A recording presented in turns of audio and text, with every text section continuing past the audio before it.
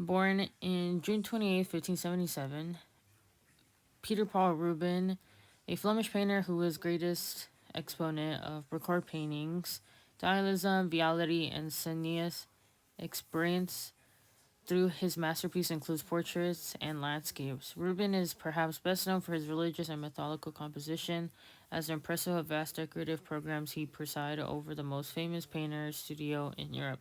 His power interventions were matched by extraordinary energy and versatility. Ruben was interested in the effects of time and subsequently recorded his own aging process in many studies and fully executed self portraits.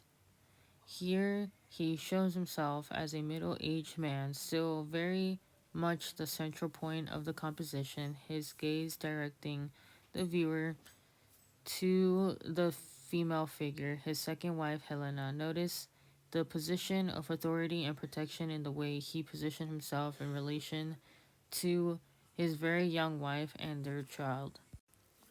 Here in this painting, the evolution of the cross is a representation of action and emotion in ways meant to inspire the Catholic faithful.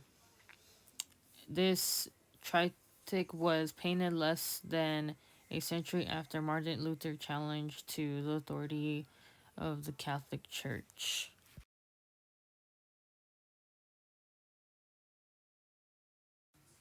In the central panel, we see the dramatic moment when the cross of Christ suffocation is being raised to its upright position. Rubens created a strong diagonal emphasis by placing the base of the cross at the far lower left of the composition and the top of the cross in the upper left, making Christ's body the focal point. This strong dialogue reinforces the notion that this is an event unfolding before the viewer as the men struggle to lift the weight of their burden.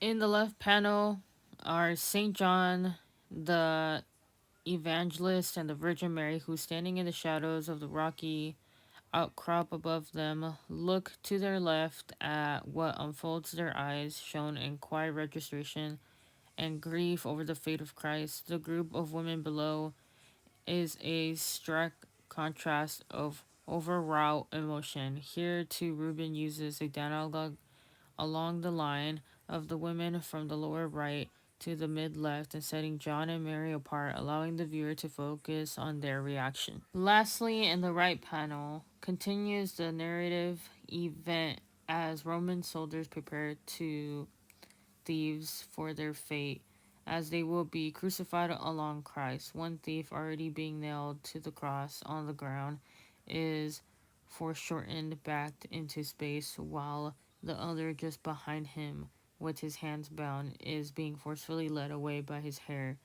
The dialogue Ruben created here runs the opposite direction as in the left panel, moving them the lower left to the upper right along the line, created the leg and neck of the gray horse.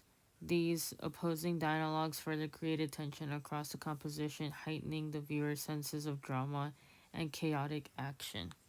In the next painting, The Death of Theseus Muses, you can see the dying warrior dying. As you can tell, above it there is a angel representing that it is his time to go. You can see that Peter Paul Ruben always uses a lot of emotion and expression through his paintings to give the viewers a piece of view of kind of what everybody was going through.